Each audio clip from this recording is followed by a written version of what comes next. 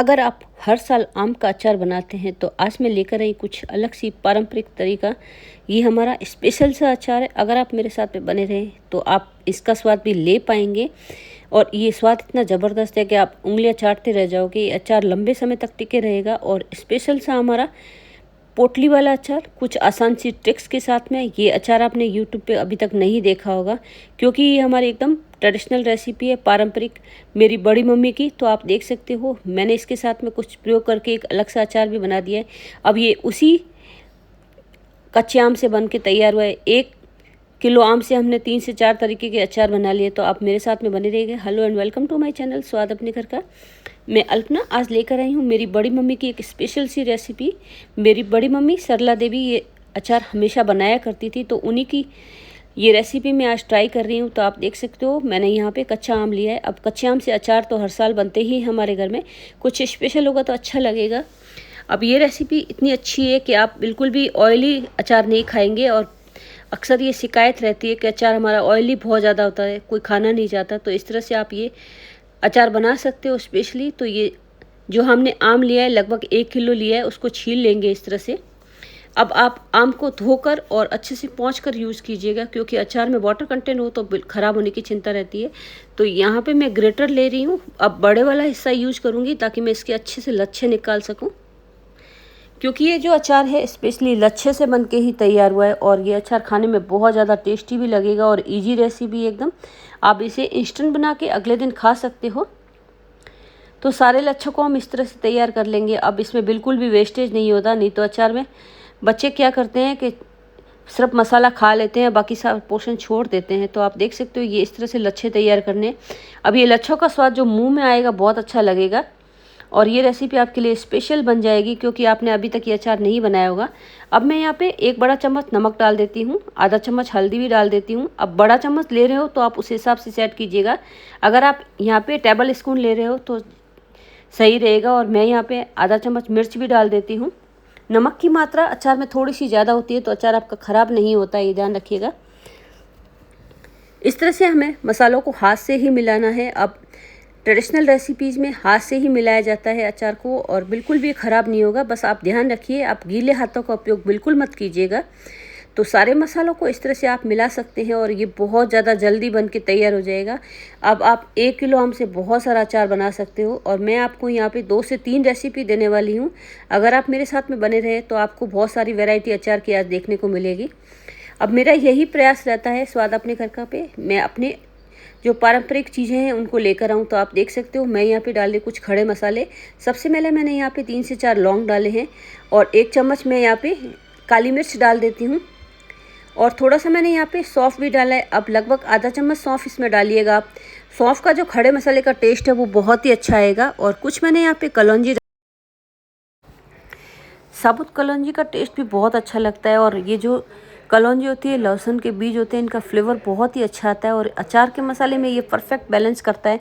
तो आप इस तरह से ये बना सकते हो। तो आप जो मसाले डाल रहे हो इसे आप चम्मच से हिलाइए या हाथ से मिलाइए, आपके ऊपर डिपेंड करता है। मुझे तो हाथ से मिलाना बहुत ज़्यादा अच्छा लगता है तो मैंने चम्मच को साइड में कर दिया था।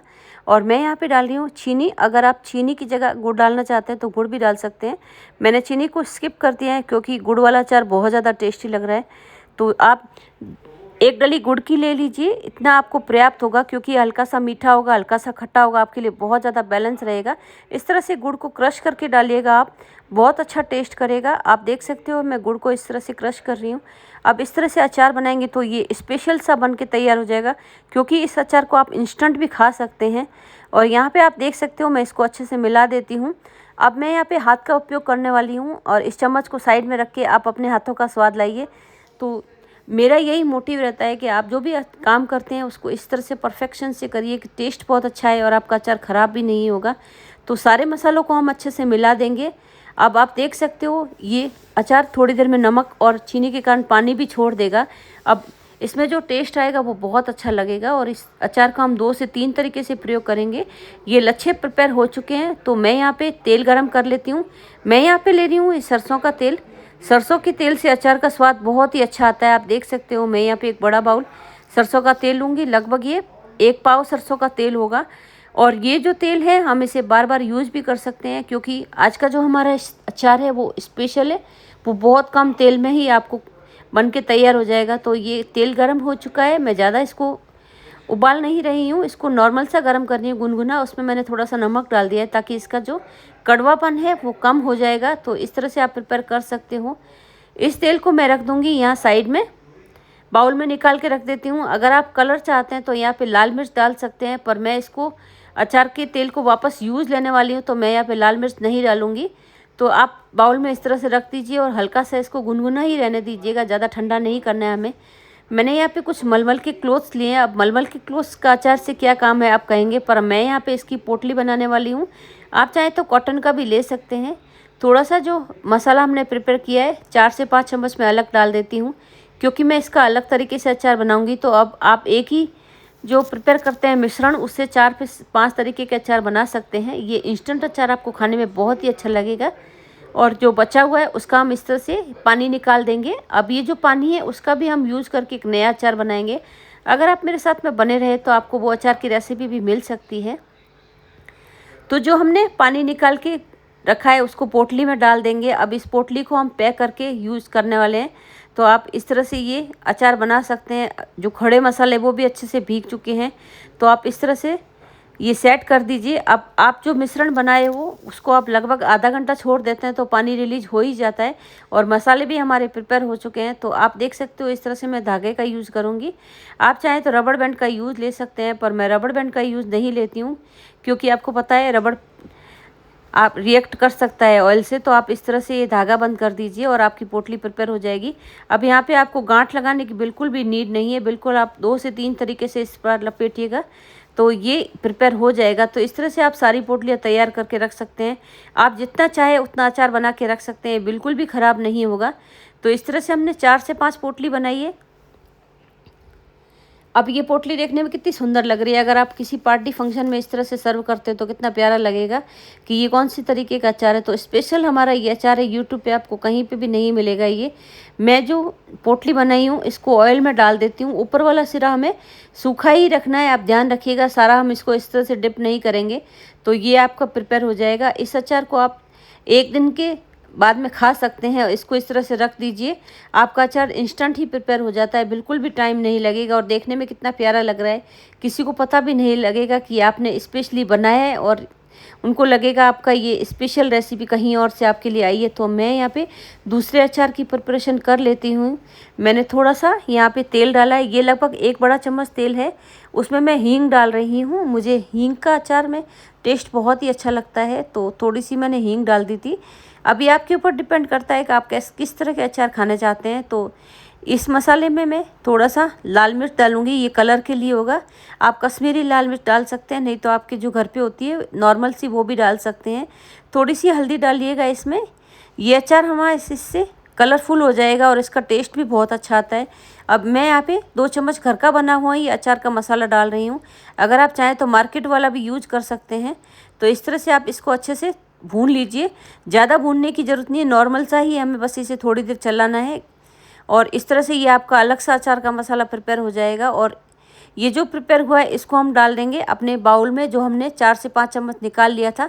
और ये आपका इंस्टेंट अचार खाने के लिए तैयार हो जाएगा। और कितने कम तेल में हमने ये अचार बनाया, नहीं तो अचार में हमें भर भर के तेल डालना पड़ता है।